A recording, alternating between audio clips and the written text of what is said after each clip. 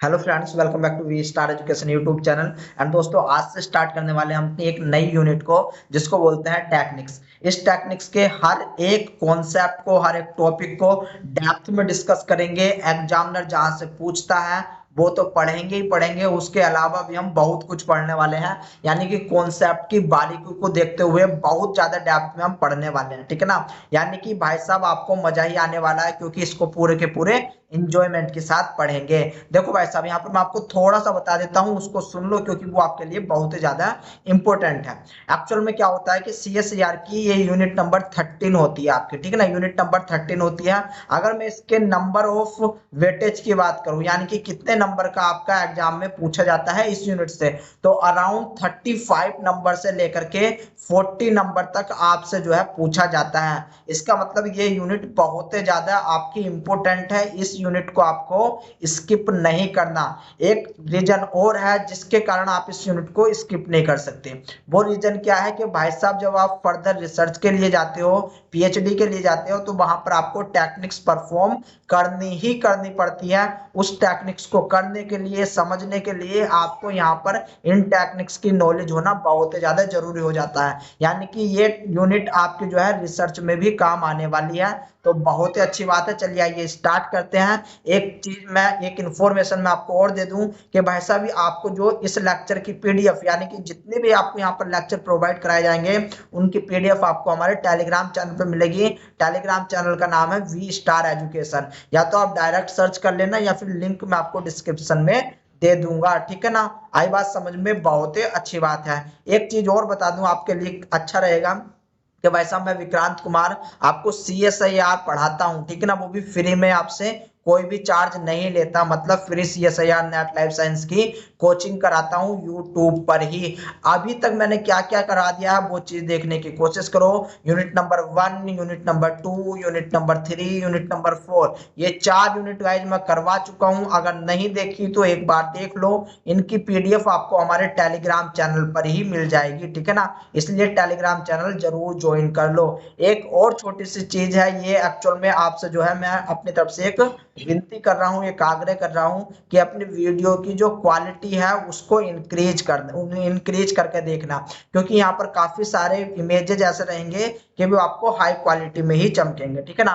आई इतनी बात समझ में? अगर आई है तो बहुत ही अच्छी बात है। तो अब स्टार्ट करते हैं अपना पहला टॉपिक, जो कि हमारा है माइक्रोस्कोपी, ठीक है ना। माइक्रोस्कोपी है, माइक्रोस्कोपी को डिटेल में पढ़ेंगे। माइक्रोस्कोपी क्या होता है, माइक्रोस्कोपी किसने दी, माइक्रोस्कोपी का यूज क्या है, इसकी डेफिनेशन क्या है, इसके अंदर कुछ टर्मिनोलॉजी आती है, जैसे कि मैग्निफिकेशन क्या होता है, रिजोल्विंग पावर क्या होती है, वेवलेंथ क्या होता है, एंगुलर अपर्चर क्या होता है, रिफ्रैक्टिव इंडेक्स, न्यूमेरिकल अपर्चर क्या होता है, इमर्सन ऑयल क्या होता है, वर्क डिस्टेंस किसको बोलते हैं, फोकल लेंथ किसको बोलते हैं।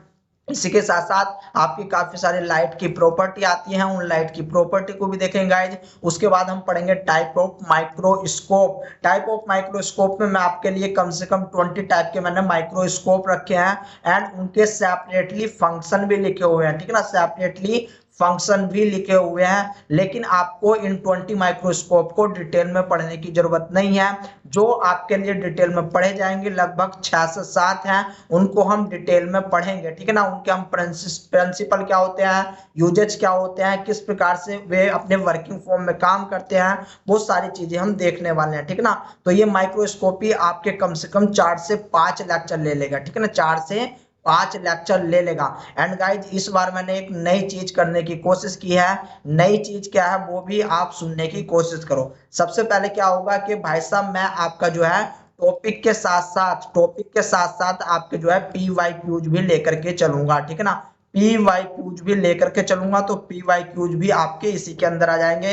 इसका मतलब टेक्निक्स की कम से कम 60 से 70 क्लास आपकी होने वाली है, ठीक है ना। 60 से 70 क्लास होगी, लेकिन कंप्लीट होगी इनको देखने के बाद, इनको मेमोराइज करने के बाद, रिकॉल करने के बाद आपके ये समझो कि 35 नंबर पक्के, ठीक है ना। ये मेरा आपसे गारंटी वाला वादा है, ठीक है ना। आप जो भी क्या हो, आप जो है प्रोमिस ले सकते हो। तो चलो अब स्टार्ट करते हैं। पहले सबसे पहले देखो, हम समझते हैं कि भाई साहब माइक्रोस्कोपी का मतलब क्या होता है, माइक्रोस्कोपी कहते किसको है। तो भाई साहब मैं आपको समझाने से पहले आपसे ही कुछ पूछना चाहता हूं कि मान लो ये डायग्राम ए है, ठीक है ना, ये डायग्राम आपका ए है, इस डायग्राम में आपको क्या चमक रहा है। आप बोलोगे कि सर हम इतने भी बेवकूफ नहीं है, हमको यहाँ पर रेड टोमेटो चमक रहा है, यानी कि लाल टमाटर चमक रहे हैं। मैं कहूंगा बहुत अच्छी बात है। इसके बाद मैं कहूंगा कि भाई साहब अब मुझे बताओ, ये जो आपके सामने कटोरी है, बाउल है, इस बाउल में क्या रखा हुआ है। आप कहोगे कि सर कुछ दाने दाने से रखे हुए हैं, बहुत छोटे दाने हैं, और ये दाने हमने आज से पहले नहीं देखे, या फिर देखे भी हैं तो हमको याद नहीं आ रहे, लेकिन इसमें दाने रखे हुए हैं जो कि बहुत बारीक बारीक है। मैं कहूंगा ओके ठीक है, आपको चमक गया। इसके बाद मैं आपको लेकर के चलूंगा ऑप्शन नंबर सी, यानी कि आपका इमेज नंबर सी पर। यहाँ पर एक प्लेट आपको चमक रही होगी। अब मैं पूछूंगा कि भाई साहब इस प्लेट के अंदर क्या रखा हुआ है, इस प्लेट के अंदर क्या रखा हुआ है। अब आप कहोगे कि सर आप तो हमारे साथ कुछ जाती कर रहे हो, ये चीज तो हमने देख ली, ये चीज देख ली, लेकिन हमें प्लेट के अंदर कुछ नहीं चमक रहा, ठीक ना, प्लेट के अंदर हमें कुछ नहीं चमक रहा। तो भाई साहब जहां पर आपकी शक्तियां खत्म हो जाती हैं, आपकी शक्तियां खत्म हो जाती हैं नेकेड आई से देखने वाली, यानी कि खुली आंख से देखने वाली, उसके बाद हमको किसी इंस्ट्रूमेंट का सहारा लेना पड़ता है और छोटी से छोटी चीजों को देखने के लिए, ठीक है ना, और छोटी से छोटी चीजों को देखने के लिए, यानी कि कोई किसी ऑब्जेक्ट को देखने के लिए, किसी थिंग्स को देखने के लिए, किसी वस्तु को देखने के लिए हमें जो है आपका एक इंस्ट्रूमेंट का सहारा लेना पड़ता है। इंस्ट्रूमेंट को बोलते हैं माइक्रोस्कोप। इंस्ट्रूमेंट को क्या बोलेंगे, माइक्रोस्कोप बोला जाएगा। एंड इस माइक्रोस्कोप से जब हम इस प्लेट के ऊपर कुछ देखेंगे तो हमको इसमें बहुत कुछ चमक सकता है। हमको इसमें माइक्रो ऑर्गेनिज्म चमक सकते हैं, या फिर जिस मॉलिक्यूल की ये बनी हुई है हमको वो मॉलिक्यूल चमक सकता है। उस मॉलिक्यूल के अंदर जो एटम्स हैं हम भी एटम्स भी देख सकते हैं, ठीक है ना, इस माइक्रोस्कोप की सहायता से। मतलब कि अब ये माइक्रोस्कोपी है क्या, अब आप इसको आराम से समझ जाओगे।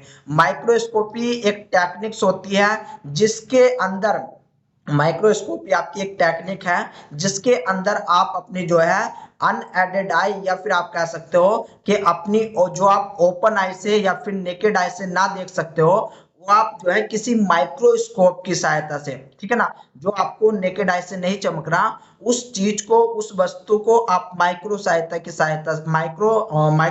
की सहायता से देख सकते हो, ठीक है ना। यानी कि माइक्रोस्कोपी अब क्या है आपके लिए कि भाई साहब microscopy is a technique for making a very small things, ठीक है ना, making a very small things visible to unaided eye, ठीक है ना। यानी कि आपको जो है नेकेड आई से जो नहीं चमक रहा था, अब वो आपको माइक्रोस्कोपी की सहायता से चमकने वाला है, माइक्रोस्कोपी की सहायता से चमकने वाला है। माइक्रोस्कोपी मतलब माइक्रोस्कोप है, इंस्ट्रूमेंट का नाम क्या है, माइक्रोस्कोप। तो माइक्रोस्कोप से किसी वस्तु को देखना आपका कहलाता है माइक्रोस्कोपी, ठीक है ना।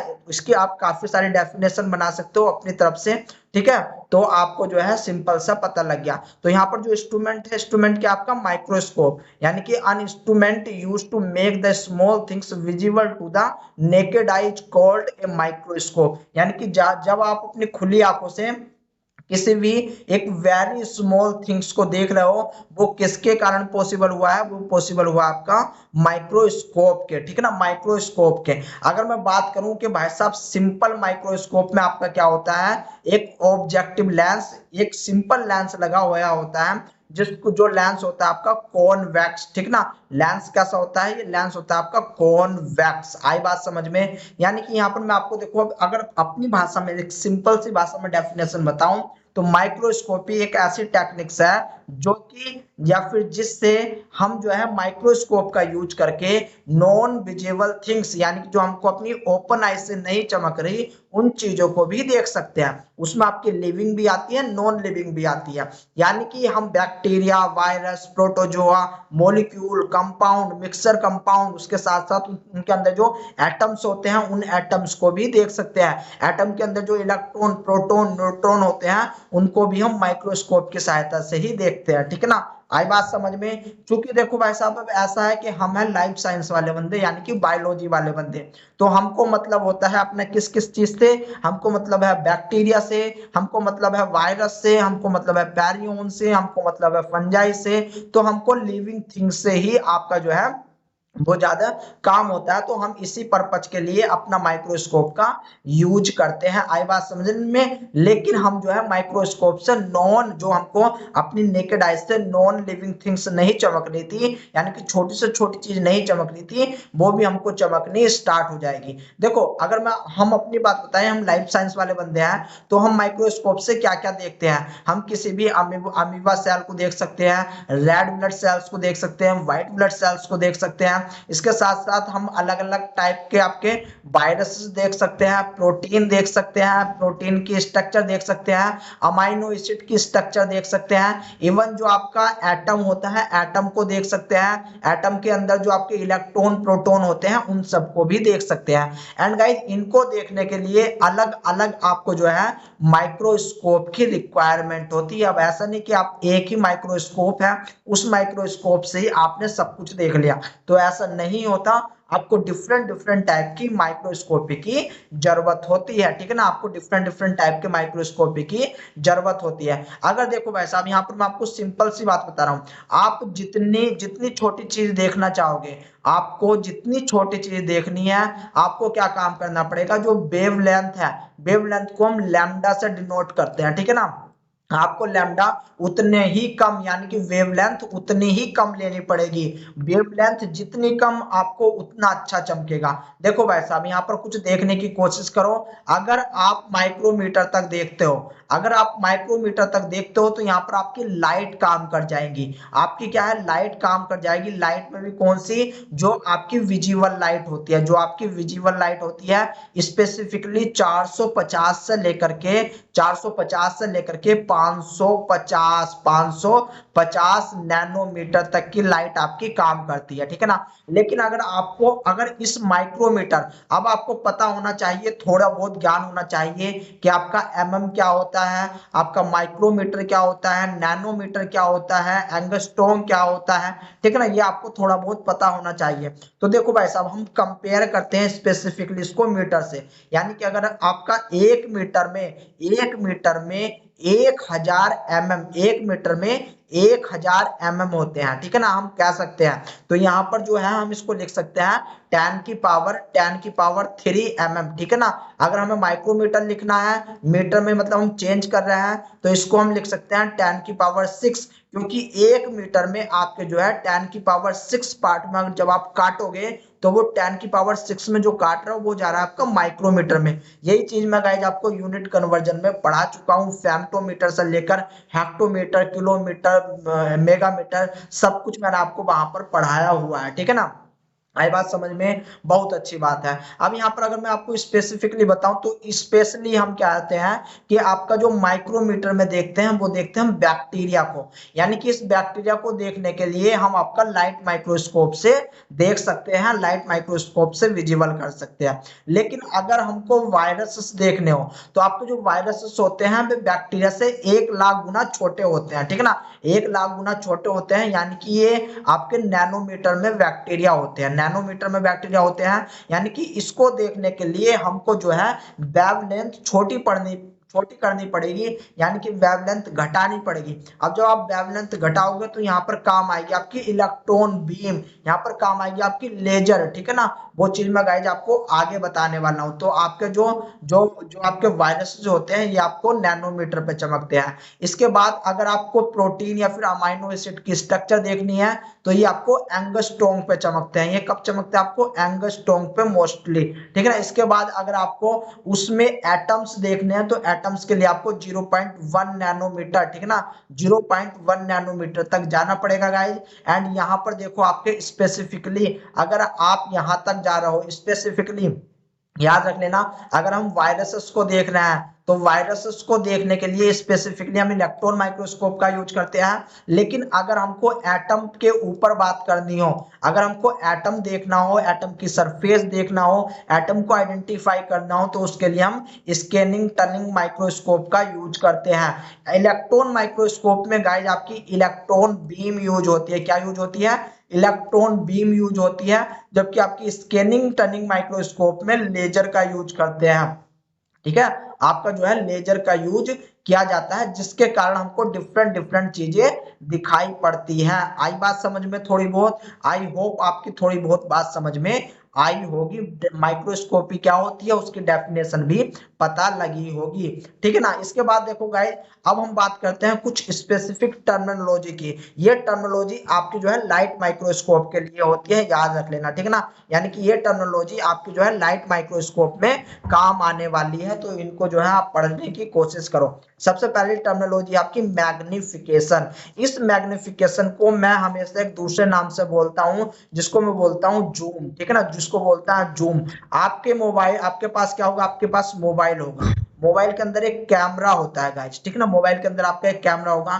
कैमरे के अंदर आपको जूमिंग सिस्टम मिलता है, जहां पर आप कैमरे के अंदर अपना जो है जूमिंग सिस्टम को, वहां पर आपका लिखा होता है 1x 2x या फिर आपका 4x, इवन आपका 10x तक जाता है, ठीक है ना। नॉर्मल मोबाइल में इतना ही होता है जहां पर आपका 10x तक जाता है, इससे ज्यादा आपका नहीं जाता नॉर्मल मोबाइल में। लेकिन जो कुछ महंगे मोबाइल होते हैं वहां पर आपका क्या होता है कि ये आपका 100x तक भी जाता है, ठीक है ना, 100x तक भी जाता है। तो यहाँ पर x जो डिनोट कर रहा है यानी कि इतने गुना बढ़ा करके दिखा रहा है। देखो अगर मैं यहाँ पर बात करूं कि यहाँ पर कोई भी आपकी 1 mm की चीज है, 1 mm की चीज है, अगर मैंने इसको जो है आपके 4x 4x से देखा, 4x के किसी भी लेंथ से देखा, तो हमको ये कितने गुना बढ़ा करके दिखाएगा, 4x का लेंस यानी कि 4x कैमरा इसको चार गुना बढ़ा करके दिखा देगा, ठीक है ना, इसको 4 गुना बढ़ा करके दिखा देगा। इसी प्रकार से जो 100 है, अगर 100x लिखा हुआ है यानी कि आपको 100x गुना बढ़ा करके चमक रहा है अपने मोबाइल के अंदर। लेकिन होता क्या है, स्पेसिफिकली आपके मोबाइल के अंदर 10x तक ही देखने को मिलता है। तो यही चीज होती है आपकी जूमिंग पावर, यानी कि जब आप किसी चीज को एनलार्ज करके देखते हो, बड़ा करके देखते हो, वही कहलाता है आपका जूमिंग पावर, ठीक है ना, वही कहलाता है जूमिंग पावर। एक्चुअल में हम बात कर रहे हैं आपका लाइट माइक्रोस्कोपी में, ठीक है ना, किसमें बात कर रहे हैं, लाइट माइक्रोस्कोपी में। तो लाइट माइक्रोस्कोपी में क्या होता है, एक्चुअल में आपको पहले थोड़ा सा लाइट माइक्रोस्कोपी का मैं एक डायग्राम दिखाना चाहूंगा, ठीक है ना। यहाँ पर नॉर्मली ये आपके लिए एक माइक्रोस्कोप होता है। माइक्रोस्कोप में ये क्या होता है, ये आपकी देखो अब ये माइक्रोस्कोप आपका जो है काफी सारे नामों से जाना जाता है, लेकिन केवल अभी मैं यहाँ पर आपको एक स्ट्रक्चर बता रहा हूँ, इसके पार्ट कौन से पार्ट होते हैं, वे सारे के सारे पार्ट आपको समझाने की कोशिश करूंगा। इसको क्या बोलते हैं गाइस, इसका आपको बोलेंगे कैरियर, ठीक है ना, इसको इसको बोलते हैं, इस वाले चीज को आपका कैरियर, यानी कि जिसकी सहायता से पकड़ के एक जगह से दूसरी जगह हम लेकर के जाते हैं, ठीक है ना। ये ऊपर आपका होता है यहाँ पर ओक्यूलर लेंस, ओक्यूलर लेंस, इसको हम आई पीस लेंस के नाम से भी जानते हैं, इसको हम आई पीस लेंस के नाम से भी जानते हैं। सबसे नीचे यहाँ पर लगा हुआ रहता है आपका ऑब्जेक्टिव लेंस। इनकी संख्या की बात करूं तो ये स्पेसिफिकली आपके 3 से लेकर के 5 तक हो सकते हैं, ठीक है ना, 3 से लेकर के 5 तक हो सकते हैं। आई पीस आपका केवल और केवल एक ही होता है। इसके बाद यहाँ पर ये जिस चीज से आपका ज्वाइंट होता है इसको बोलते हैं नोच पिन, ठीक है ना, नोच पिन। और अगर ये लाइट माइक्रोस्कोप है तो यहाँ पर देखो, यहाँ पर जब आपको जो मुड़ा हुआ रहता है ना, टेढ़ा टाइप का रहता है, ये तो बिल्कुल सीधा है, प्लेन माइक्रोस्कोप है, लेकिन आपको क्या मिलता है, एक टेढ़ा। मैं आपको भी दिखाने की कोशिश करता हूँ, मेरे पास कोई ना कोई इमेज जरूर होगा, ठीक है ना, तो थोड़ा सा आप वेट करने की कोशिश करो, आपको कोई ना कोई से यहाँ पर मैं माइक्रो, हाँ ये रहा, ठीक है ना। जैसे कि देखो ये वाले माइक्रोस्कोप है, तो यहाँ पर क्या है, यहाँ पर अगर मान लो यहाँ पर ऑब्जेक्टिव लेंस लगा हुआ है, अभी खाली मैं आपको समझा रहा हूँ, यहाँ पर अगर आपका ऑब्जेक्टिव लेंस लगे हुए हैं तो यहाँ पर देखो ये आपका जो है मुड़ रहा है, ये आपका मुड़ रहा है, तो जहां से ये आपका मुड़ता है इस जगह पे गाइज आपका प्रिज्म लगे हुए होता है, ठीक है ना। इस पर यहाँ पर क्या लगा हुआ होता है, प्रिज्म लगा हुआ होता है, जिसके कारण क्या होता है, आपको अच्छे से चमक पाता है। किस प्रकार से चमकेगा उस चीज को भी गाइड में आपका बताऊंगा, ठीक है ना। तो अभी के लिए फिलहाल में आप इतना समझो कि एक लाइट माइक्रोस्कोप में क्या क्या होता है। लाइट माइक्रोस्कोप में 2 प्रकार के लेंस होते हैं, एक होता है आपका ओक्यूलर लेंस या फिर जिसको हम बोलते हैं आई पीस लेंस, ठीक है ना, ओक्यूलर लेंस या फिर हम आपका आई पीस लेंस, जिसमें हम अपनी आंख से देखते हैं, ठीक है ना, जो आप हमारी आंख के पास होता है उसको बोलते हैं ओक्यूलर लेंस। एक होता है आपका ऑब्जेक्टिव लेंस, ठीक है ना, दूसरा कौन सा लेंस होगा आपका, ऑब्जेक्टिव लेंस होता है गाइज, एंड ये जो गाइज आपका ऑब्जेक्टिव लेंस होता है, ये होता है आपका स्पेसीज के दौरान, ठीक है ना। जो आपका स्पेसीमैन होता है, जो आपका स्पेसीमैन है, जो भी आपका स्पेसीमैन है, जिस चीज की भी आपने स्लाइड बनाई है, ये उसी के नजदीक होता है, ठीक है ना। यानी कि हमारा उस स्पेसीमैन को हम ऑब्जेक्ट भी बोल सकते हैं, तो ये आपका ऑब्जेक्ट के धोरे रहता है, इस कारण इसको नाम दे दिया हमने ऑब्जेक्टिव, ठीक है ना। इसके कारण इसको नाम दे दिया ऑब्जेक्टिव। यानी कि अब आपको लाइट माइक्रोस्कोपी में दो चीज पता चली होगी कि भाई साहब दो प्रकार के लेंस हैं, एक है हमारा ओकुलर लेंस, दूसरा हमारा ऑब्जेक्टिव लेंस, ठीक है ना। और मैग्निफिकेशन में इन दो की ही जरूरत होती है, मैग्निफिकेशन में आपको इन दो की ही जरूरत होती है। एक और तीसरी आपकी कंडीशन आती है जो कि होती है आपकी फोकल लेंथ, ठीक है ना, जो कि होती है फोकल लेंथ। ये फोकल लेंथ क्या होती है अभी बात करूंगा, जस्ट अभी बात करूंगा, ठीक है ना। पहले कुछ यहाँ पर पॉइंट्स आप पढ़ने की कोशिश करो। तो magnification is a process of enlarging something only in appearance, यानी कि जब आप मैग्निफिकेशन शब्द का यूज करते हो तो वहां पर आप देखते हो कि आपको कोई वस्तु बड़ी होती नजर दिखाई देती है, ठीक है ना। यानी कि आप किसी वस्तु को बड़ा करके देख सकते हो, लेकिन ओनली इन अपीयरेंस, केवल देख सकते हो उसको, आप हकीकत में या फिर फिजिकल में आप जो है बड़ा नहीं कर सकते, आप केवल उसको बड़ा करके देख सकते हो। तो यही होती है आपकी magnification. This enlargement is quantify, और ये जो आपका एनलार्जमेंट, आपने जितना भी उसको बड़ा किया है, जितना भी उसको आपने मल्टीप्लाई किया है, उसको आप देख सकते हो, ठीक है ना।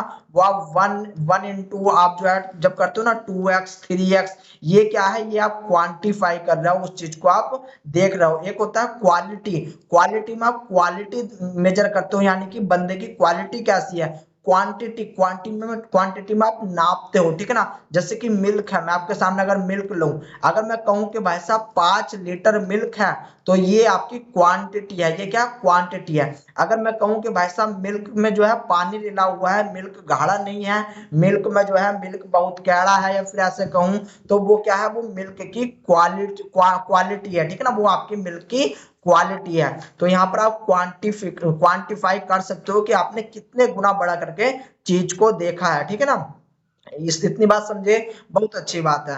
The magnification of light microscope is formed using mixture of eyes and the objective. अब सवाल आता है कि आप इस क्वांटिफाई को किस प्रकार से, या फिर मैग्निफिकेशन को किस प्रकार से क्वांटिफाई या फिर नाप सकते हो। तो इसको नापने के लिए आपको क्या करना पड़ेगा, एक ऑब्जेक्टिव लेंस लेना पड़ेगा, एंड आपको एक आईपी लेंस लेना पड़ेगा, ठीक है ना। जो आपका आईपीस लेंस होता है, या फिर जिसको हम ओक्यूलर लेंस बोल देते हैं, आपको वो लेना पड़ेगा। आई बात समझ में, आई होप आपकी बात समझ में आई होगी। एंड इन दोनों को मल्टीप्लाई करना पड़ेगा, यानी कि अगर आपको मैग्निफिकेशन निकालना है किसी भी चीज का, तो आप देखोगे कि लाइट माइक्रोस्कोपी में आपने जो है ऑब्जेक्टिव लेंस कौन सा यूज किया है एंड आईपी लेंस कौन सा यूज किया है। स्पेसिफिकली जो आपका आईपीस लेंस होता है, ये आपका tan x पे सेट होता है, ठीक ना। ये आपका स्पेसिफिकली नॉर्मल कंडीशन में tan x पे सेट होता है, यानी कि आपका tan x का ही होता है। लेकिन कुछ माइक्रोस्कोप होते हैं जो कि आपके 15x को भी यूज करते हैं, ठीक है ना, आपके 15x को भी यूज करते हैं, लेकिन आपको tan x ही याद रखना है, tan x नॉर्मल कंडीशन में होता है। आई बात समझ में आई होगी, आई होप आपकी बात समझ में। ये जो आपके ऑब्जेक्टिव लेंस होते हैं गाइज, यहाँ पर आपको जो है वैरायटी मिल जाती है, स्पेसिफिकली यहाँ पर आपको वैरायटी मिल जाती है, याद रख लेना। आप 4x पे करके देख सकते हो, आप इसको जो है 45x पे करके देख सकते हो, आप इसको जो है 40x पे करके देख सकते हो, एंड इसको आप 100x पे करके देख सकते हो, ठीक है ना। आप जो है अपने ऑब्जेक्टिव लेंस से इस प्रकार से करके देख सकते हो। यहाँ पर याद रख लेना, जब कभी भी आप ऑब्जेक्टिव लेंस में 100x को यूज करोगे तो आपको इमर्शन ऑयल जरूर ही यूज करना पड़ेगा। विदाउट इमर्शन ऑयल आप जो है ऑब्जेक्टिव लेंस को यूज नहीं कर सकते, ठीक है ना। आप जो है ऑब्जेक्टिव लेंस को यूज नहीं कर सकते। अब मान लो आपके पास कोई एक सवाल आया जिसमें आपसे मैग्निफिकेशन पावर पूछी गई, ठीक है ना, यानी कि मैग्निफिकेशन पूछा गया, आपको ऑब्जेक्टिव लेंस दे रखा है कि भाई साहब ऑब्जेक्टिव लेंस आपका 40x का था, ठीक है ना, जबकि जो आपका आईपी लेंस है ये आपका 10x का है, ठीक है। अब यहाँ पर आपको मैग्निफिकेशन निकालनी है, तो आप क्या करोगे, आपको पता है objective lens into I pieces lens, यानी कि इनको हम जो है आपका मल्टीप्लाई कर देंगे। जब मल्टीप्लाई करेंगे तो ये आपका अराउंड 400 जा करके बैठेगा, यानी कि जो हमारी अब मैग्निफिकेशन आएगी लाइट माइक्रोस्कोप की वो कितनी होगी, 400x, ठीक है ना, वो हमारी होने वाली है गाइज 400x। आई बात समझ में, आई होप गाइज आपकी बात समझ में आई होगी। अब देखो एक और चीज होती है जिसको मैंने अभी बोला फोकल लेंथ, ठीक है ना, जिसको मैंने आपका बोला फोकल लेंथ। अब ये फोकल लेंथ क्या होती है वो भी चीज देखने की कोशिश करो। तो मान लो ये आपका लेंस है, लेंस मैंने आपको पहले बता दिया ये कौन सा लेंस है, कॉन्वेक्स लेंस है। इस कॉन्वेक्स लेंस का क्या काम होता है कि जब इस पर लाइट पड़ती है, जब इस पर लाइट पड़ती है तो लाइट को ये अपने पाथ से डेविएट कर देता है, बैंड कर देता है, एंड इस प्रॉपर्टी को हम बोलते हैं रिफ्रैक्टिव इंडेक्स, ठीक है ना। इस प्रॉपर्टी को, लाइट की इस प्रॉपर्टी को क्या बोलते हैं, रिफ्रैक्शन या फिर लाइट का रिफ्रैक्शन। लेकिन आप यहाँ पर आप कंफ्यूज मत हो, आपको मैं नॉर्मल सी बात बता रहा हूँ, वो चीज समझने की कोशिश करो। तो देखो भाई साहब, मान लो ये आपका जो है लाइट यहाँ पर पड़ रही है, देखो ये आपका ऑब्जेक्टिव लेंस है, ठीक है ना, ये आपका ऑब्जेक्टिव लेंस है, इसको मैं ऑब्जेक्टिव लेंस मान करके चल रहा हूँ गाइज। एंड यहाँ पर आपका जो है प्रिज्म रखा हुआ है, यहाँ पर आपका क्या है, यहाँ पर आपका प्रिज्म रखा हुआ है। प्रिज्म कहाँ पर है मैंने आपको बता दिया है, ठीक है ना। अब यहाँ से लेकर के, इस ऑब्जेक्टिव लेंस से लेकर के एंड जहां पर ये लाइट को फोकस कर देगा, जहां पर ये सारी की सारी लाइट को एक जगह फोकस कर देगा, यहाँ से लेकर के यहाँ तक की दूरी को हम बोलते हैं आपका, यानी कि इसको बोलते हैं फोकल पॉइंट। इस चीज को हम बोलते हैं फोकल पॉइंट, यानी कि ऑब्जेक्टिव लेंस, या फिर हम बोल सकते हैं कि लेंस से लेकर के आपका फोकल पॉइंट तक की जो डिस्टेंस होती है, यहां से लेकर के एंड यहां तक की जो डिस्टेंस होती है, इसको बोलते हैं फोकल लेंथ, ठीक है ना। इसको क्या बोलेंगे, फोकल लेंथ बोला जाता है गाइज। वेरी वेरी इंपोर्टेंट, क्या बोला जाएगा, फोकल लेंथ आपका बोला जाएगा। एंड यहाँ पर वन मोर थिंग गाइज, मैं आपको एक चीज और बता दूं, ये देखो ये तो आपका लगा हुआ है ऑब्जेक्टिव लेंस, ये क्या है आपका ऑब्जेक्टिव लेंस लगा हुआ है। यहाँ पर आपका कोई स्पेसिमेन रखा हुआ है, ठीक है ना, यानी कि नीचे क्लिप में आपका जो है स्लाइड फंसी हुई है, ग्लास स्लाइड फंसी हुई है जिस पर आपका स्पेसिमेन है। तो यहाँ तक की दूरी, यहाँ तक यानी कि ऑब्जेक्टिव लेंस एंड यहाँ पर स्लाइड की में जो आपका स्पेसिमेन रखा हुआ है उसके बीच की दूरी को हम बोलते हैं आपका वर्किंग डिस्टेंस। क्या बोलेंगे, वर्किंग डिस्टेंस बोला जाएगा। एंड जबकि यहां से लेकर के, इस स्पेसिमेन से लेकर के हम बोल सकते हैं कि आपका जो ओक्यूलर लेंस है, इस पूरी की पूरी को, हालांकि इसमें आपके 2-3 याद रखना फोकल लेंथ आएंगे, लेकिन इस सबको हम आपका फोकल लेंथ में ही गिनते हैं, ठीक है ना। यानी कि अब आपको working distance and focal length में पता चल गया होगा, केवल और केवल वर्किंग डिस्टेंस किसको बोलेंगे, जो आपका ऑब्जेक्टिव लेंस की दूरी एंड जो आपका जो है ऑब्जेक्ट के बीच की दूरी को हम आपका जो है वर्किंग डिस्टेंस के नाम से जानते हैं, ठीक है ना, वर्किंग डिस्टेंस के नाम से जानते हैं। अब यहाँ पर देखो आपको बहुत अच्छी चीज समझाने की कोशिश की गई है कि how do we find overall magnification of a light microscope. एक लाइट माइक्रोस्कोप में हम किस प्रकार से जो है आपका मैग्निफिकेशन को फाउंड कर सकते हैं। मैंने आपको बताया कि आपका ये जो आई पीसेस होता है, ये जो आपका आई पीसेस होता है, इसको गाइज हम बोलते हैं ओक्यूलर लेंस, ठीक है ना, इसको क्या बोलते हैं, ओक्यूलर लेंस।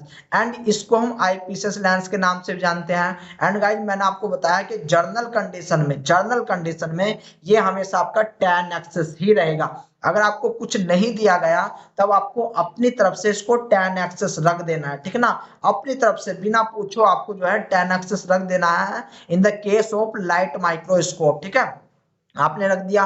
अब इसके बाद क्या होता है गाइज कि आपको जो है ऑब्जेक्टिव लेंस, अब यहाँ पर ऑब्जेक्टिव लेंस स्पेसिफिकली आपको दिया जाता है, ठीक है ना।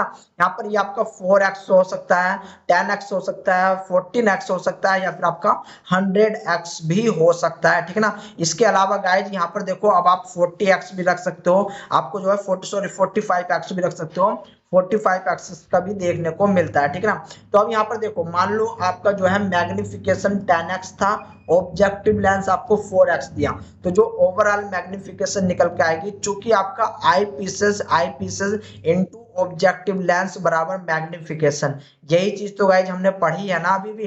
तो यहीं पर आपका जो है 40 जो मैग्निफिकेशन है वो ओवरऑल 40x हो जाएगी, वो आपकी कितनी हो जाएगी, 40 गुना बढ़ जाएगी, क्योंकि आपका आपका जो है आईपीएस ने 10x करा, और जो आपकी ऑब्जेक्टिव लेंस थी इसने आपका 4x करा। यहाँ पर देखो, यहाँ पर मल्टीप्लाई क्यों हो रही है, ये है लाइट की प्रॉपर्टी, यही तो आपकी लाइट की प्रॉपर्टी है भाई साहब। लाइट का कमाल है, ये लाइट का आपका कमाल है, जो लाइट के अंदर जो वेवलेंथ यूज हो रही है उसका कमाल है, जिसके कारण इनको हमें मल्टीप्लाई करना पड़ रहा है। अगर यहीं पर आपको ऑब्जेक्टिव लेंस 10x यूज करेंगे तो ये आपका टोटल 100x हो जाएगा, एंड अगर 14x करेंगे ये आपका 400x हो जाएगा, एंड अगर हम आपका 100x कर रहे हैं तो ये आपका 1000x हो जाएगा। यानी कि यहाँ पर जब आप 100x को यूज करते हो, याद रख लेना यहाँ पर आपको ऑयल इमर्शन का भी यूज करना पड़ेगा। किसका यूज करना पड़ेगा, ऑयल इमर्शन का भी यूज करना पड़ेगा। आई बात समझ में,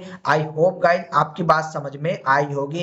and guys one more thing, यहाँ पर देखो अगर ये 10x ना होकर के 15x होता है यानी कि 15x होता, तो अब हम इसकी मल्टीप्लाई करते हैं तो ये आपका 1500 आ जाता है, ठीक है ना। ये कितना हो जाता है आपका 1500 आ जाता है, यानी कि 1500 आपका हो जाता।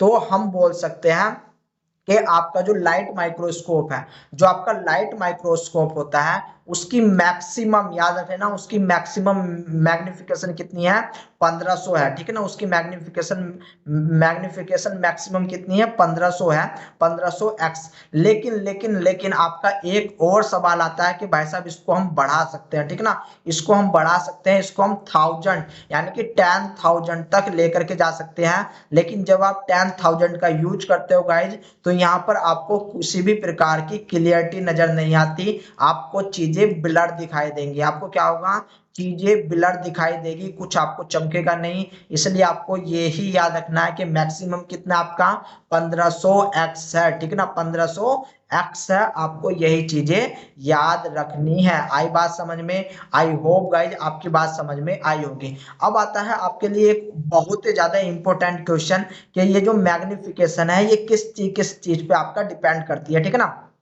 ये जो आपका मैग्निफिकेशन है ये आपका किस किस चीज पर डिपेंड करती है, तो भाई साहब एक तो आपका लेंस पे करने वाली है, ठीक है ना। जैसे कि हमने पढ़ा, लेंस को ही हमने पढ़ा, तो एक तो स्पेसिफिकली आपका लेंस पे डिपेंड करेगी, यानी कि आपका ऑब्जेक्टिव लेंस एंड आपका आईपीएस लेंस पे।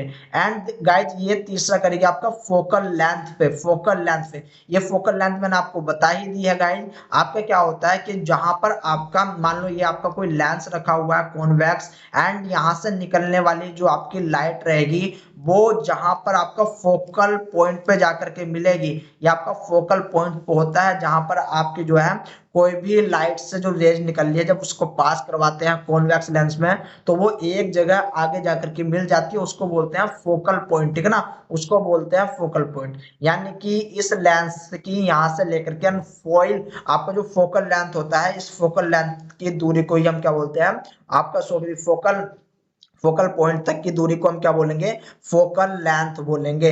यानी कि ये जो मैग्निफिकेशन है ये आपकी तीन चीजों पे डिपेंड कर रही है, ये आपकी तीन चीजों पे डिपेंड कर रही है, objective lens, IPS lens and आपका फोकल लेंस। गेट में एंड सीएसआईआर में गाइज ये आपका भर भर के पूछा जा चुका है, ठीक है ना, भर भर के ये आपका पूछा जा चुका है, तो इस बात को आपको याद रखना है। आई बात समझ में, अभी आपके समझ में ये चीज भी आई होगी, एक लाइन रह गई है जिसको हम पढ़ लेते हैं। The eyepiece produce a power of 10x and the objective lens can produce various different power like 10x 100x।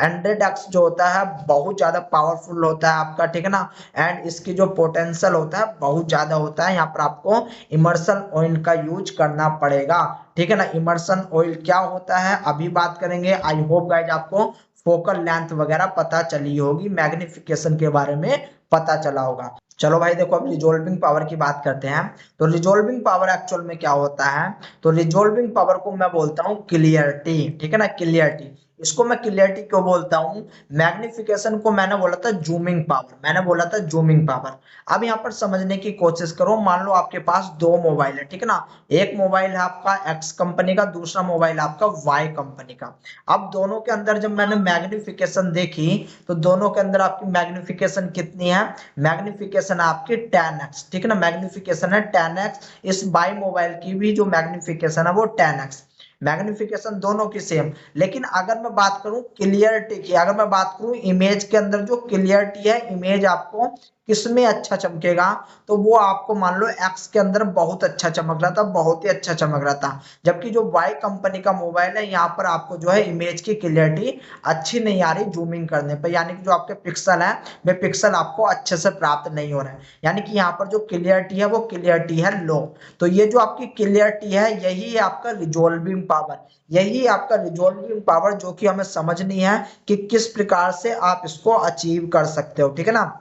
Actual में रिजोल्विंग पावर क्या होती है कि आपका जो है किन्हीं भी दो चीज को कितने अच्छे से ये आपका जो है दिखा सके, कितने अच्छे से आपको दिखा सके, कितने अच्छे से इनको एक दूसरे से दूरी पे दिखा सके। मान लो ये आपके कोई दो चीज रखे हुए थे, ठीक है ना, स्पेसिफिकली आपके दो चीज रखे हुए थे, तो ये आपको फर्दर जब आपने अपने जो है रिजोल्विंग करी, जब आपने मैग्नीफाई किया, तो आपको कितने अच्छे से इसकी क्लियरिटी मिल रही है, कितने अच्छे से ये इसको रिप्रेजेंट कर रहा है, यही कहलाती है गाइस आपकी रिजोल्विंग पावर, ठीक है ना। यही कहलाती है आपकी रिजोल्विंग पावर, यानी कि resolving power is the ability to magnify instrument, जो आपका मैग्नीफाई इंस्ट्रूमेंट है, जो माइक्रोस्कोप है, उसके अंदर टू डिस्टिंग्विश टू ऑब्जेक्ट, यानी कि उसके अंदर दो ऑब्जेक्ट जो है वे आपस में क्लोज रखे हुए थे, लेकिन उनको अच्छे से देखना, ठीक है ना। यानी कि जो है आपके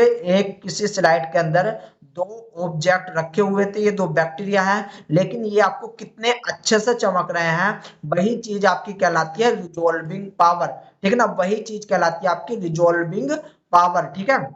आई बात समझ में।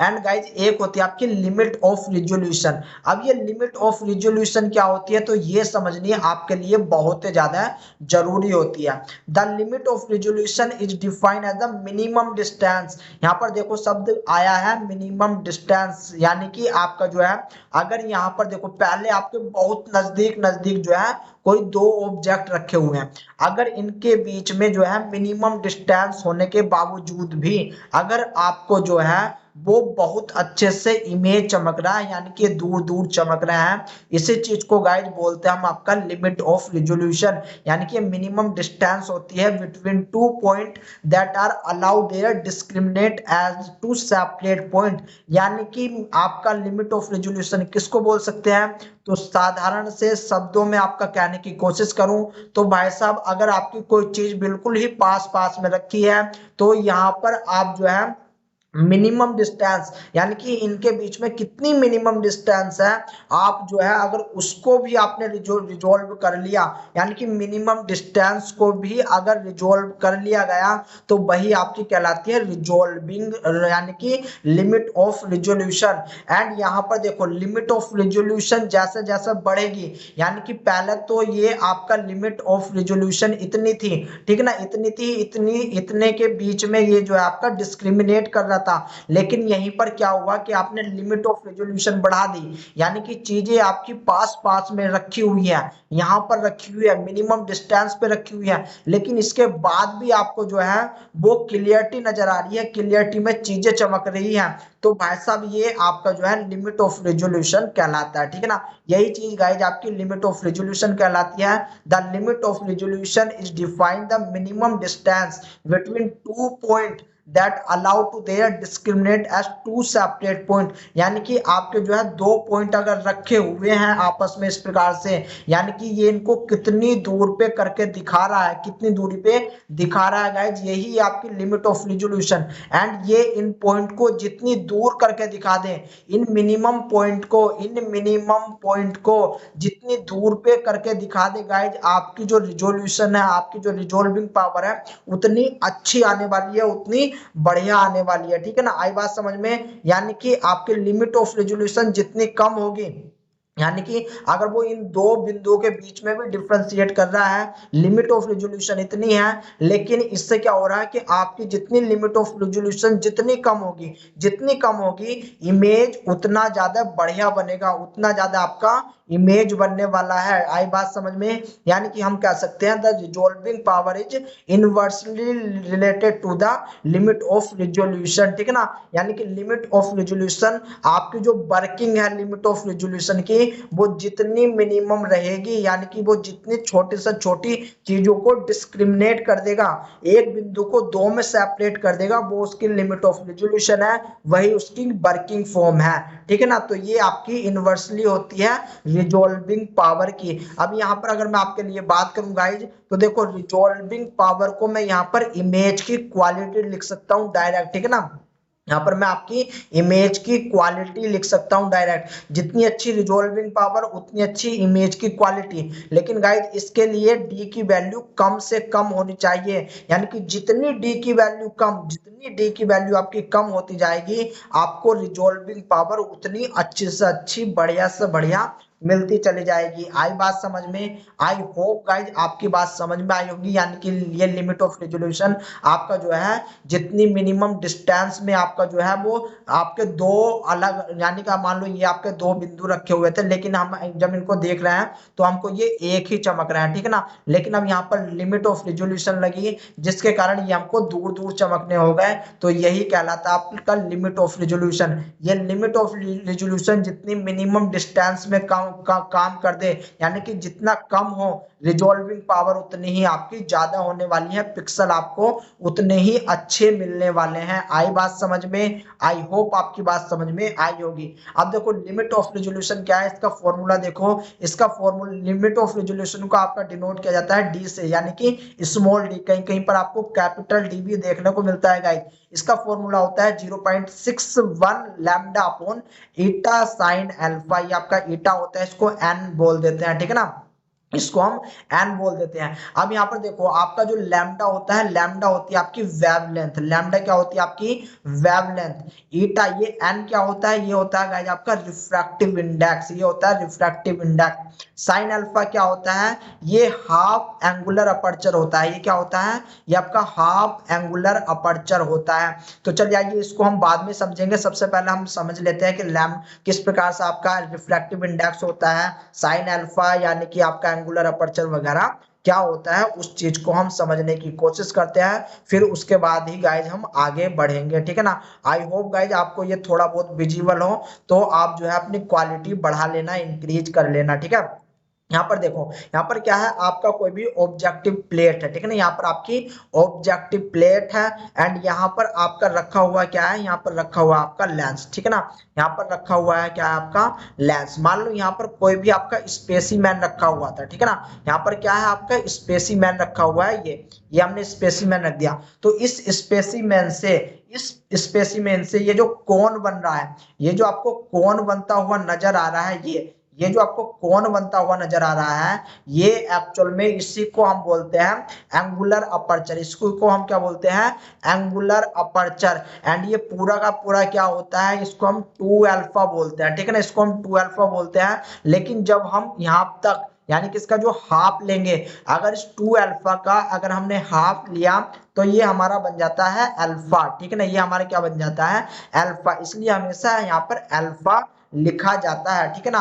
और अगर इस पूरे को हम थीटा भी बोलते हैं, यानी कि पूरा क्या है आपका थीटा। अगर हम थीटा की उसमें बात करेंगे, तो हमको साइन याद रख लेना, साइन थीटा बाई 2 लिखना पड़ता है अगर हमने थीटा लिखा तो। अगर हमने थीटा लिखा इसलिए इसको हम थीटा बाई 2 लिखते हैं, इसलिए हम इसको अल्फा लिख सकते हैं। चूंकि एक अल्फा है, 2 अल्फा मतलब यहाँ पर पूरे के पूरे एंगुलर की बात हो रही है, लेकिन यहाँ पर पूरे के पूरे एंगुलर की बात नहीं करते हैं, यहाँ पर करते हैं हाफ एंगुलर की। यहाँ पर किसकी बात करते हैं? हाफ एंगुलर की। यानी कि ये जो आपका एंगल बनना है, इसी को हमने बोला एंगुलर अपर्चर, इसी को बोला एंगुलर अपर्चर। ये आपका कॉन्वेक्स लेंस है, ठीक है ना। ये कैसा लेंस है गाइस? ये आपका कॉन्वेक्स लेंस है। और यहाँ पर हमने जो है हाफ एंगुलर अपर्चर लिया, यहाँ पर हमने हाफ एंगुलर अपर्चर लिया, जिसको हमने बोला अल्फा। आई बात समझ में? आई होप गाइस आपकी बात समझ में आई होगी। देखो भाई साहब, एक और बात बता देता हूँ, इस हाफ एंगुलर की अगर मिनिमम डिस्टेंस हो, जितनी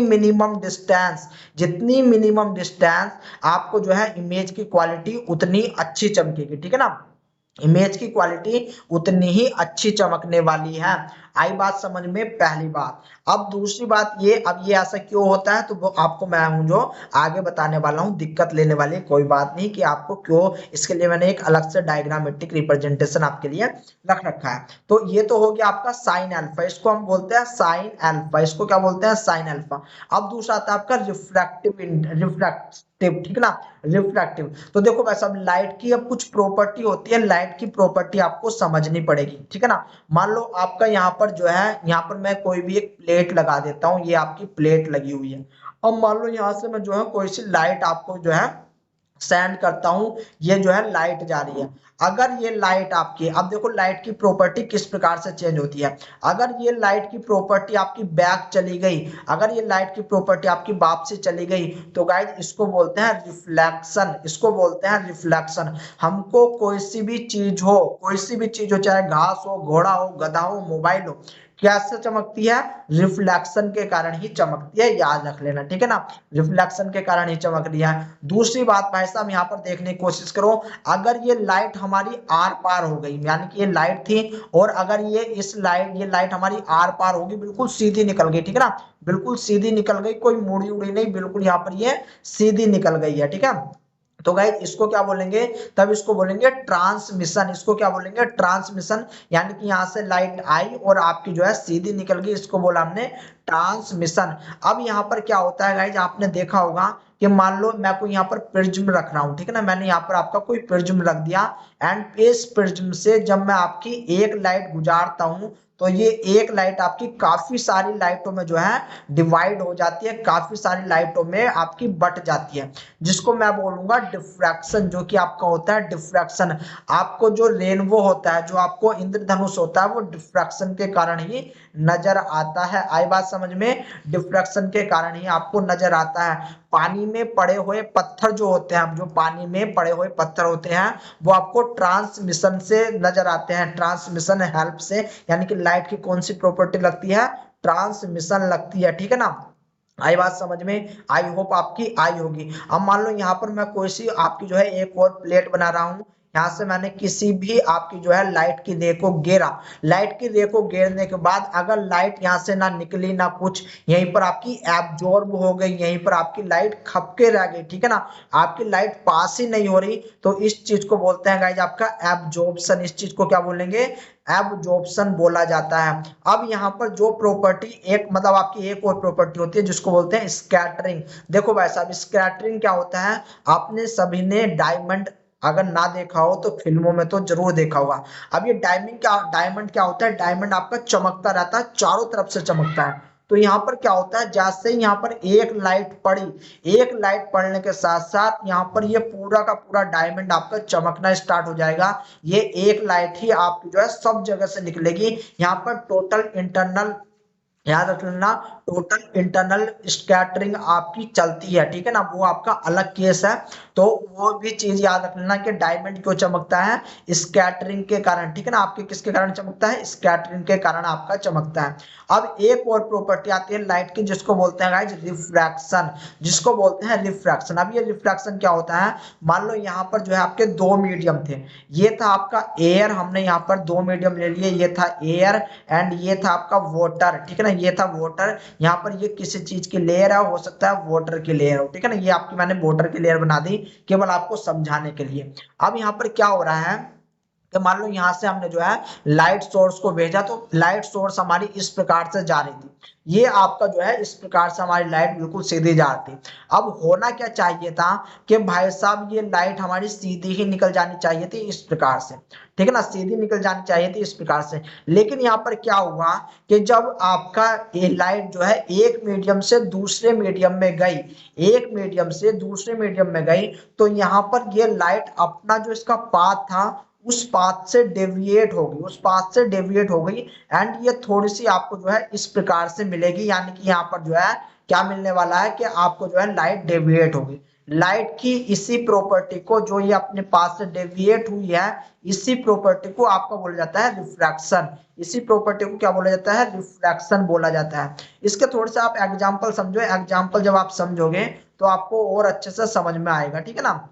हालांकि इसके बहुत सारे एग्जाम्पल होते हैं। देखो ये एक पानी का गिलास है, अब पानी के गिलास से, सॉरी फॉर दिस, ये पानी का गिलास है, पानी के गिलास में आपको पेंसिल ऐसे चमक रही है, और हालांकि ये पेंसिल अगर सही मायने में तो गाइज आपको ऐसे चमकनी चाहिए थी, ठीक है ना, ऐसे चमकनी चाहिए थी, लेकिन अब पेंसिल का जो आधार है, पेंसिल का जो ये सिरा है, ये आपको कहीं और चमक रहा है, पेंसिल कहीं और है। तो यही चीज यहाँ पर क्या हो रहा है कि जो आपकी क्या है कि आपकी जो लाइट है, लाइट भी इसी प्रकार से जानी तो सीधी चाहिए थी, लेकिन वो अपने पास से डेविएट हो जाती है, हट जाती है। इसी चीज को हम बोलते हैं गाइड रिफ्रैक्टिव, इसी चीज को हम क्या बोलते हैं, रिफ्रैक्टिव। यानी कि refractive index is the extent of the bending of a ray of light passing from one medium to another. यानी कि जब लाइट की रे को एक मीडियम से दूसरे मीडियम में हम डालते हैं, तो आपकी लाइट की रे क्या हो जाती है, बदल जाती है, लाइट की रे आपकी बदल जाती है। देखो यहाँ पर पीछे क्या हो रहा है, अगर मैं पीछे दिखाने की कोशिश करूं तो यहाँ पर भी आपका सेम रिफ्रैक्शन ही हो रहा है, यहाँ पर भी आपका सेम रिफ्रैक्शन ही आपको देखने को मिल रहा है। यहाँ पर क्या था, एयर थी, ठीक है ना, यहाँ पर ये एयर में रखी हुई थी लाइट, लेकिन लाइट एयर से जैसे ही आपका जाती है ग्लास में, जैसे ही जाती है ये गिलास में जाने के बाद तुरंत बाद देखो जानी तो ये ऐसे चाहिए थी, लेकिन ये क्या हो रही है, अपने पास से डेविएट हो रही है। यानी कि यहाँ पर आपको रिफ्रैक्शन देखने को मिलता है, यहाँ पर क्या मिलता है, रिफ्रैक्शन देखने को मिलता है, जिसको हम एन से डिनोट करते हैं गाइड्स, ठीक है ना। एंड यहाँ पर देखो फिर यहाँ पर मीडियम चेंज हुआ, ये पहले यहाँ तक तो गिलास था, यहाँ तक गिलास था, लेकिन ये फिर एयर में आ गई। एक्चुअल में देखो होना क्या था कि एक्चुअल में तो ये आपकी इस प्रकार से निकलती तो हम मानते भाई ठीक है,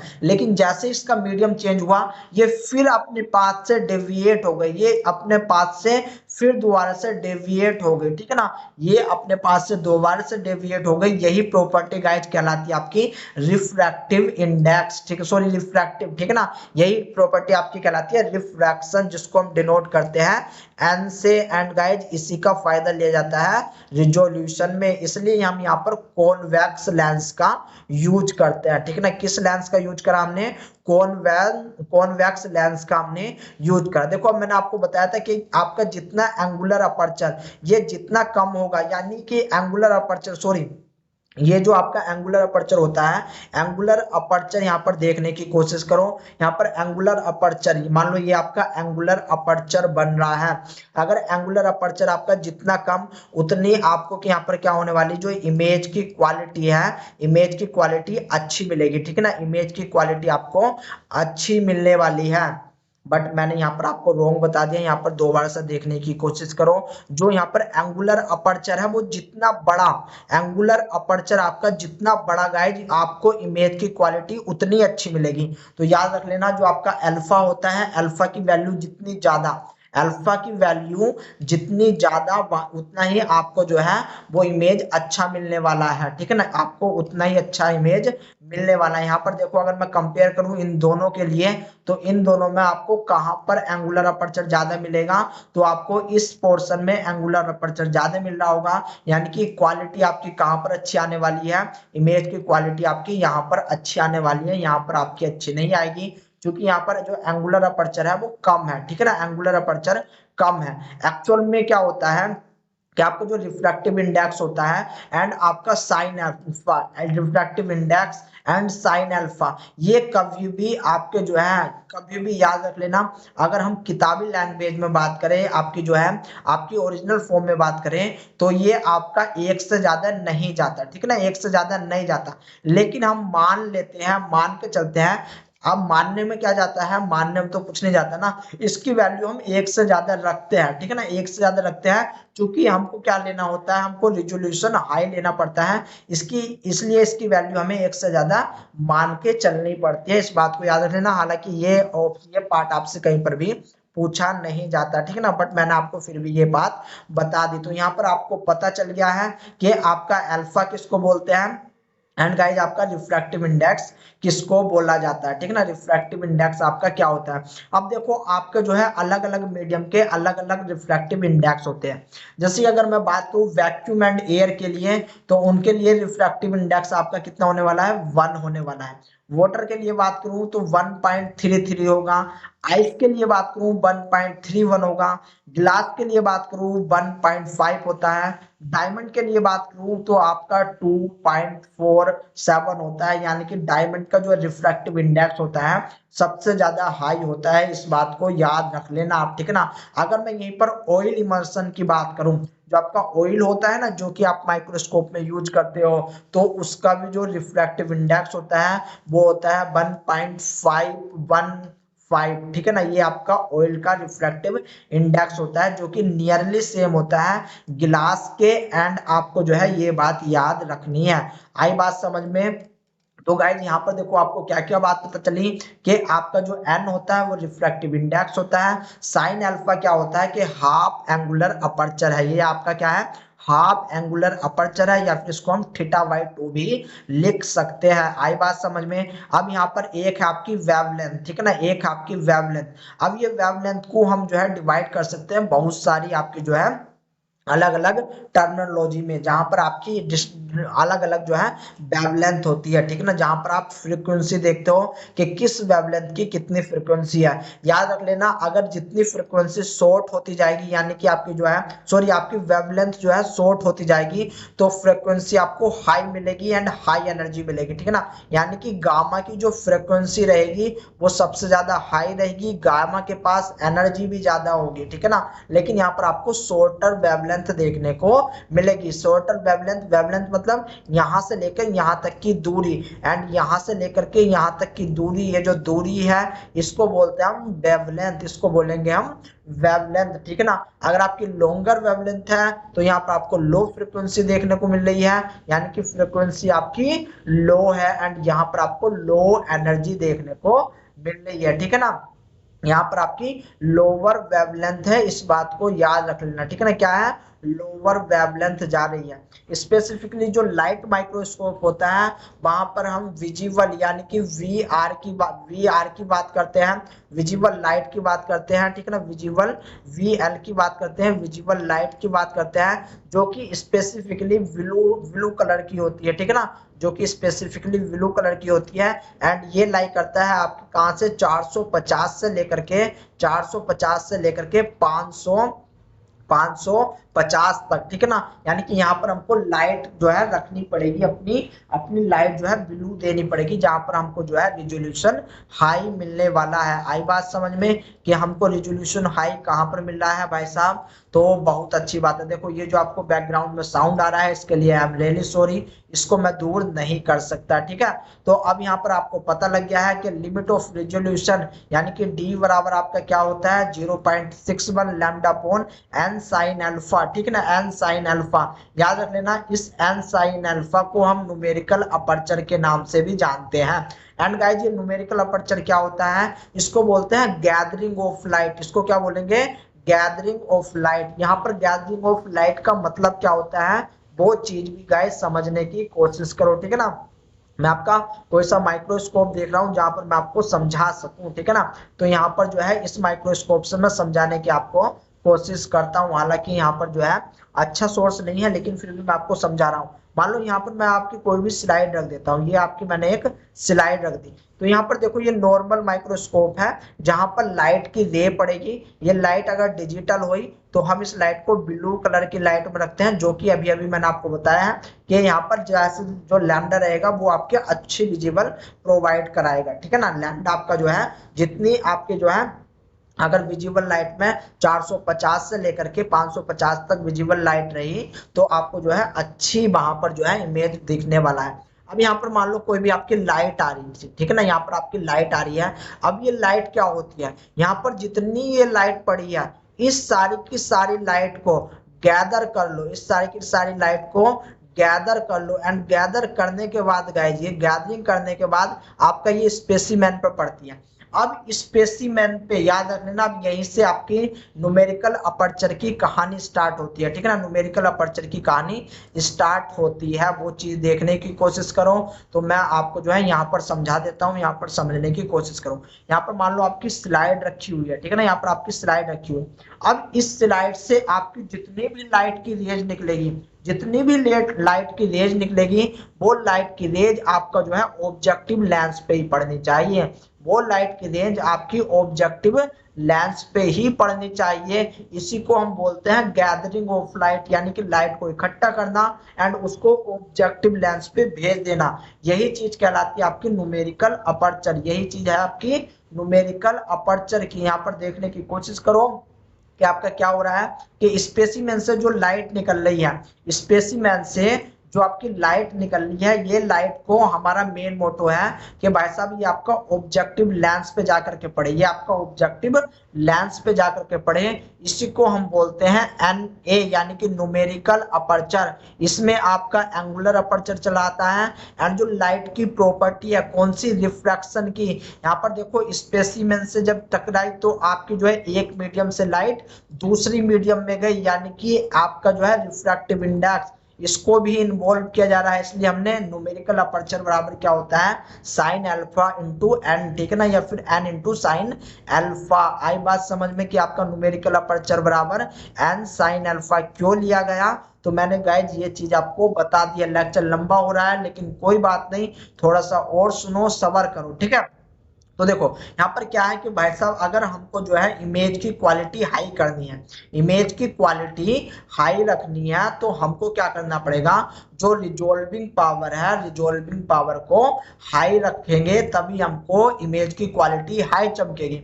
अगर हमको रिजोल्विंग पावर हाई रख रहे हैं तो लिमिट ऑफ रिजोल्यूशन यानी कि जो डी की वैल्यू है वो कम होनी चाहिए, कम होनी चाहिए। यानी कि अब हम कह सकते हैं इस डी को, अगर हमने डी में एंड आर में रिजोल्विंग पावर में अगर हमको जो है रिलेशन पता है तो हम अब जो है रिजोल्विंग पावर को कह सकते हैं कि आपका इमेज कब बढ़िया आएगा कि भाई साहब आपका एक तो लैम्डा, लैम्डा जितना कम इमेज उतना अच्छा, लैम्डा जितना कम यानी कि डी की वैल्यू आपकी जितनी कम यानी कि लैम्डा जितना कम आपका उतनी आपकी इमेज की जो क्वालिटी रहेगी वो अच्छी जाने वाली है। आपका जो रिफ्रैक्टिव इंडेक्स होता है एन, इसकी वैल्यू जितनी ज्यादा है, इसकी वैल्यू जितनी ज्यादा है आपका जो रिजोल्विंग पावर है उतना ही अच्छा जाने वाला है। इसके बाद गाइस जो आपका साइन अल्फा है, जो आपका साइन अल्फा है, ये साइन अल्फा की वैल्यू जितनी ज्यादा आपका रिजोल्विंग पावर उतना ज्यादा है। या फिर इन दोनों को मिलाकर के अगर मैं बोल दूं यहाँ पर न्यूमेरिकल अपर्चर, तो गाइज अगर बात करूं numerical aperture gathering of light, जितनी ज्यादा न्यूमेरिकल अपर्चर जितना ज्यादा इमेज की क्वालिटी उतनी ज्यादा, ठीक है ना, इमेज की क्वालिटी उतनी हमारी ज्यादा होने वाली है। यानी कि इमेज की क्वालिटी डिपेंड करती है रिजोल्विंग पावर पे एंड रिजोल्विंग पावर जो है जितना आपका न्यूमेरिकल, जितना ज्यादा न्यूमेरिकल अपर्चर इमेज की क्वालिटी उतनी अच्छी। इसके लिए आपको जो है लिमिट ऑफ रिजोल्यूशन को लो करना पड़ेगा। लिमिट ऑफ रिजोल्यूशन को लो करोगे यानी कि जो आपके पास वेवलेंथ है वो भी आपकी लो में ही जाने वाली है, वो भी आपकी कैसे जाने वाली है, लो में ही जाने वाली है। गाइज आई बात समझ में। अब यहाँ पर देखो जो चीज आपसे इंपोर्टेंटली पूछी जाती है उस चीज को सुनो। यहाँ पर आपसे पूछा जाता है कि जो आपकी लिमिट ऑफ रिजोल्यूशन है ये किन फैक्टर पे डिपेंड करती है, केवल आपको फैक्टर बताने हैं यहाँ पर। तो आपने देखा कि ये भाई साहब लैम्डा पे डिपेंड करेगी यानी कि वेवलेंथ पे डिपेंड करेगी। लाइट की वेवलेंथ क्या है, छोटी है बड़ी है, उस चीज पे डिपेंड करेगी। न्यूमेरिकल अपर्चर पे डिपेंड करने वाली है यानी कि एनए पर आपकी जो है लिमिट ऑफ रेजोल्यूशन डिपेंड करने वाली है। या फिर इसको हम रिजोल्विंग पावर भी बोलेंगे कि भाई साहब रिजोल्विंग पावर पे कौन कौन से फैक्टर आपके डिपेंड करेंगे, ठीक है ना। आंसर दोनों का एक ही है। तो यहाँ पर हमारे जो न्यूमेरिकल अपर्चर है वो करने वाला है जिसमें हमारा refractive index and angular aperture आ जाता है। आई बात समझ में, आई होप गाइज आपकी बात समझ में आई होगी। न्यूमेरिकल अपर्चर क्या होता है यहाँ पर थोड़ा लिखा हुआ है, द न्यूमेरिकल अपर्चर यानी कि NA is the most important number associate with the light gathering, light की गैदरिंग करना, light gathering ability of an object और कंडेंसर, ठीक है ना। तो ये प्रॉपर्टी आपकी क्या कहलाती है, ये कहलाती है गाइज आपकी जो है न्यूमेरिकल अपर्चर। आई बात समझ में, आई होप आपके समझ में रिजोल्विंग पावर आई होगी। इसका सिंपल सा मतलब है कि इमेज की क्वालिटी को बढ़िया करना, इमेज की क्वालिटी को बढ़िया करना है। लिमिट ऑफ रिजोल्यूशन कम रखो, जो वेवलेंथ है वेवलेंथ को कम रखो, जो न्यूमेरिकल अपर्चर है उसको बहुत ज्यादा रखो, जो रिफ्रैक्टिव इंडेक्स है उसको ज्यादा रखो, जो साइन अल्फा है जो आपका एंगुलर अपर्चर है उसको ज्यादा रखो। रिजोल्विंग पावर आपको जो है बढ़िया मिलेगी, इमेज की क्वालिटी बढ़िया मिलेगी, ठीक है ना। अब देखो यहाँ पर आपका जो है एवी इक्वेशन आ जाती है। तो भाई साहब जो एवी ने इक्वेशन दी थी एक्चुअल ने एवी ने बहुत अच्छे अच्छे काम किए आपके जो है लाइट के ऊपर, ठीक है ना, लाइट के ऊपर बहुत अच्छे अच्छे काम किए। एंड इन्होंने एक जो है अपना फॉर्मूला दिया जो कि था डी बराबर लैम्डा अपॉन 2na, लैम्डा बराबर 2na। अब यहाँ पर डी क्या है, डी आपकी लिमिट ऑफ रिजोल्यूशन होती है। डी क्या है, तो डी आपकी जो है लिमिट ऑफ रिजोल्यूशन है, ये आपकी लिमिट ऑफ रिजोल्यूशन है। लैम्डा क्या है, लैम्डा आपकी वेवलेंथ है, लैम्डा आपकी वेवलेंथ है।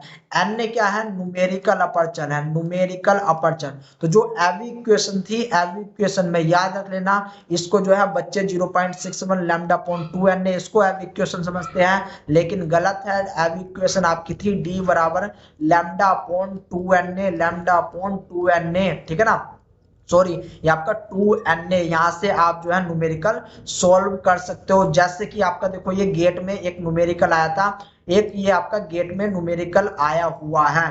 तो यहाँ पर इसको सॉल्व करने की कोशिश करते हैं। ये पूछा गया है an oil immersion objective of a light microscope has a numerical aperture. Numerical यहाँ पर अपर्चर दे रखा है, यानी कि एन दे रखा है 1.25, 1.25। आपका ये पॉसिबल नहीं होता 1.25, लेकिन फिर भी हमें रिजोल्यूशन के लिए अपनी तरफ से इसको मान के चलते हैं, क्योंकि आपका न्यूमेरिकल अपर्चर एक से ज्यादा नहीं आता, तो आपको दिक्कत लेने वाली बात नहीं है अगर एक से ज्यादा दिया गया है तो, क्योंकि ठीक है ना, आपको जो है मैंने इसके पीछे का रीजन भी बता दिया। अब यूजिंग द एवी इक्वेशन हम करेंगे, using the Abbe equation the maximum theoretical resolving power.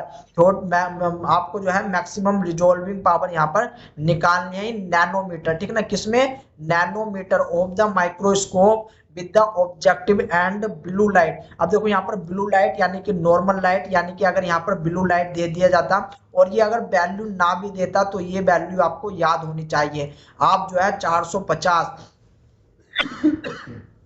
आप जो है 450 से आप जो है 550 तक की कोई भी वैल्यू रख सकते थे, ठीक है ना, आप अपनी मर्जी से भी कोई सी भी वैल्यू रख सकते थे, लेकिन स्पेसिफिकली यहाँ पर इन्होंने 450 दे दिया, ठीक है। अब यहाँ पर हम रख सकते हैं लैम्डा बराबर 450, ठीक है ना, 450 एंड 450 इन्होंने ये नैनोमीटर में दिया है, ठीक है ना, नैनोमीटर में दिया है। एंड पूछा भी गाइस हमसे नैनोमीटर में है। यहाँ पर आपको यूनिट बहुत अच्छे से याद रखनी है, इसी के ऊपर सारा का सारा खेल होता है। तो अब हमको एवी इक्वेशन पता है, एवी इक्वेशन बराबर क्या होता है, डी बराबर लैम्डा अपॉन 2na, ठीक है ना, लैम्डा अपॉन 2na। तो हम यहाँ पर सीधा सा यहाँ पर फॉर्मूला जो है फॉर्मूले में आपके जो है मान रख देंगे, यानी कि 450 बटे 2 इंटू 1.25 जो भी आएगा वो आपका नैनोमीटर में आएगा, यानी कि डायरेक्ट आंसर आने वाला है। यहाँ पर इसको जब सॉल्व करोगे तो आपका डायरेक्ट आंसर आ जाएगा, ठीक है ना। तो यहाँ पर देखो स्पेसिफिकली एवी इक्वेशन करके पूछा गया था, इसलिए हमने एवी इक्वेशन यहाँ पर ये वाला फार्मूला रखा, ठीक है ना, ये वाला फार्मूला रखा। अगर हमें एवी इक्वेशन ना देता, अगर हमें एवी इक्वेशन ना देता तब हमको लोड रेलिंग रिजोल्यूशन का फॉर्मूला यानी कि ये वाला फॉर्मूला रखना पड़ता, जो कि आपका नॉर्मल कंडीशन में लगता भी है, ठीक है ना, ये आपका नॉर्मल कंडीशन में भी लगता है, जो कि होता है डी बराबर 0.61 लैम्डा अपॉन 2na, ठीक है ना, डी बराबर 0.61 लैम्डा अपॉन na, सॉरी, ठीक है ना, ये आपका सिंपल सा na है यहाँ पर, यानी कि d बराबर 0.61 लैम्डा अपॉन na। अगर वहां पर एवी इक्वेशन ना देता तब हमको ये फार्मूला रखना होता, लेकिन उन्होंने स्पेसिफिक एवी इक्वेशन दे रखा है, इसलिए हमने ये वाला फॉर्मूला लगाया। कभी कभी आपसे जो है क्राइटेरियन फॉर रिजोल्यूशन भी पूछ लेता है, यानी कि क्राइटेरिया पूछ लेता है, ठीक है ना, वो भी रेले का, ठीक है ना, रेले का आपसे जो है क्राइटेरिया पूछ लेता है। तो इसके लिए जो फॉर्मूला है वो आपका 1.22 लैम्डा अपॉन 2na, ठीक है ना। ये जो 2na यहाँ पर लगा हुआ है, ये जो 2na है ये एक्चुअल में ऑब्जेक्टिव लेंस का है, ऑब्जेक्टिव लेंस प्लस याद रख लेना ऑब्जेक्टिव लेंस एंड जो कंडेंसर लेंस होता है उसके लिए है ये, ठीक है ना, जो आपका न्यूमेरिकल अपर्चर है। चूंकि हमने अभी पीछे देखा है जस्ट यहाँ पर कि gathering ability of an objective और कंडेंसर, ठीक है ना, यानी कि जो आपका कंडेंसर लगा हुआ है एंड जो आपका ऑब्जेक्टिव लेंस है वहां तक जो आपकी गैदरिंग लाइट है वो पहुंच रही है, उसको ही हमने न्यूमेरिकल अपर्चर बोला है। आई बात समझ में? तो आई होप आपके समझ में रिजॉल्विंग पावर भी आया होगा। यही गाइज आपके लिए रिजॉल्विंग पावर था, इससे ज्यादा कुछ नहीं होता। आपसे ये चीज भर भर के CSIR में पूछी जा चुकी है, ठीक है ना, ये चीज भर भर के, यानी कि आपका जो है लिमिटेशन क्या है वो चीज आपसे पूछी जा चुकी है, कौन से फैक्टर है जो उनसे इफेक्टिव करते हैं, ठीक है। आई बात समझ में, आई होप गाइज आपकी बात समझ में आई होगी। अब एक और आता है इमर्सन ऑयल, ठीक है ना, इमर्सन ऑयल। अब ये जो इमर्सन ऑयल होता है एक्चुअल में, ये इमर्सन ऑयल दो प्रकार का हो सकता है। एक तो होता है नेचुरल, एक होता है सिंथेटिक, ठीक है ना। एक होता है नेचुरल, दूसरा होता है सिंथेटिक। आपका ऑयल इमर्सन हम क्यों यूज करते हैं? Oil immersion is a technique use to increase the resolving power. ये जो ऑयल इमर्सन होती है ये आपकी रिजॉल्विंग पावर बढ़ा देती है, चूंकि ये आपका जो रिफ्रैक्टिव इंडेक्स होता है एन होता है, एन की वैल्यू को बढ़ा देता है। एन की वैल्यू कैसे बढ़ेगी, तो यहाँ पर देखने की कोशिश करो, ठीक है ना। मैं दूसरे पेज पे चलता हूँ, यहाँ पर देखने की कोशिश करो रिफ्रैक्टिव वैल्यू कैसे बढ़ रही है। देखो भाई साहब, यहाँ पर ये क्या था, ये था आपका कांच, ठीक है ना, यानी कि गिलास, ये था गिलास। अगर हमने यहाँ पर ऑयल इमर्सन यूज कर रखा है, यहाँ पर ऑयल इमर्सन यूज नहीं कर रखा, ये आपका ऑब्जेक्टिव लेंस, ये आपका ऑब्जेक्टिव लेंस। अब देखो यहाँ पर क्या है कि ऑब्जेक्टिव लेंस एंड जो आपका स्पेसिमेन है, इसके बीच में जो ये आपको गैप चमक रहा है, इसके बीच में एयर आ रही है, इसके बीच में क्या है आपकी एयर आ रही है, जो कि एयर की रिफ्रैक्टिव इंडेक्स की वैल्यू हमने 1 देखी थी, ठीक है ना, रिफ्रैक्टिव इंडेक्स की वैल्यू 1 देखी थी। अब यहाँ पर क्या होता है कि भाई साहब इस एयर की जगह अगर हम ऑयल का यूज करें तो ऑयल की जो रिफ्रैक्टिव इंडेक्स होता है वो होता है 1.515, ठीक है ना, ये आपका ऑयल का होता है। जबकि अगर मैं कांच की बात करूं, गिलास की बात करूं, तो ये होता है आपका 1.5, ठीक है ना, ये होता है आपका 1.5। यानी कि यहाँ पर आपको नियरली वैल्यू देखने को मिल रही है। तो देखो यहाँ पर क्या हो रहा है कि यहाँ पर आपकी जो है इस प्रकार से, यानी कि जो जो आपकी रे है, लाइट की रे है, वो डेविएट हो रही है, वो एक माध्यम से दूसरे माध्यम में जाएगी तो वो आपकी डेविएट हो रही है। लेकिन यहाँ पर देखने की कोशिश करो कि भाई साहब यहाँ पर जो है आपकी लाइट की रे डेविएट नहीं हो रही, यहाँ पर आपको कोई भी किसी भी प्रकार का डेविएशन नहीं मिलेगा, ठीक है ना। एंड यहाँ पर जो ऑयल इमर्सन है वो लाइट को बहुत दूर फैलने से भी रोक रहा है। यानी कि ये जो ऑयल है, ये ऑयल क्या क्या काम कर रहा है, एक तो लाइट को दूसरी साइड में आपका जो है रिफ्लेक्ट नहीं होने दे रहा, लाइट को जो यहाँ से मान लो यहाँ से ये जो लाइट निकल रही है, इस लाइट का रिफ्लेक्शन नहीं करवा रहा अगर ऑयल इमर्सन लग रहा है तो। दूसरी बात, ये आपकी लाइट की स्कैटरिंग नहीं करवा रहा, ठीक है ना, लाइट की स्कैटरिंग नहीं करवा रहा, नहीं तो आपकी लाइट की स्कैटरिंग भी हो जाएगी। तो जो ऑयल इमर्सन है ये काफी सारी चीजों से बचा रहा है। स्पेसिफिकली अगर एक भाषा में बात करूं तो आपकी जो है रिफ्रैक्टिव इंडेक्स की वैल्यू को बढ़ा रहा है, ठीक है ना। यानी कि resolving power of microscope, resolution of light microscope, ठीक है ना, यानी कि रिजॉल्विंग पावर को ये बढ़ा रहा है। This is done by immersing the objective lens and the specimen into a transparent oil.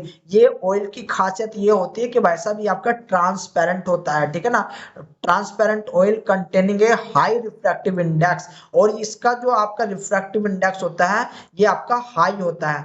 As a result it increase the numerical aperture of the objective lens, यानी कि ये आपका जो है न्यूमेरिकल अपर्चर को बढ़ा देता है, यानी कि जो लाइट की गैदरिंग है, लाइट की गैदरिंग को बढ़ा देगा, ठीक है ना। The immersion oil have the index refractive around 1.515।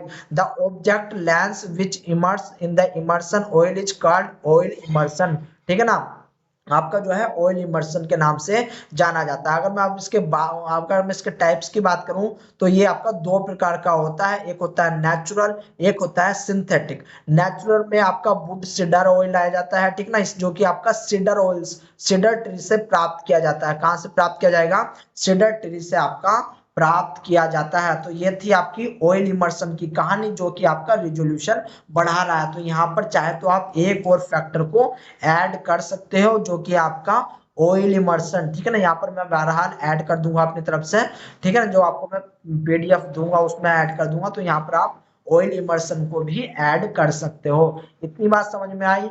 I hope guys इतनी बात आपको समझ में आई होगी, ठीक है ना।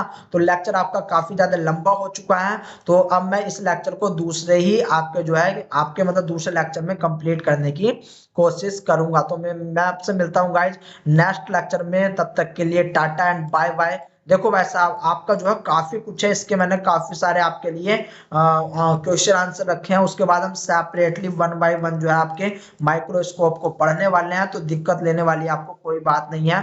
आपकी जो है इसकी ठीक ठाक क्लास जाएंगी, यानी कि माइक्रोस्कोप की ठीक ठाक क्लास जाएंगी, ठीक है। चलो मैं मिलता हूँ आपसे गाइस नेक्स्ट लेक्चर में, तब तक के लिए दोस्तों टाटा एंड बाय बाय।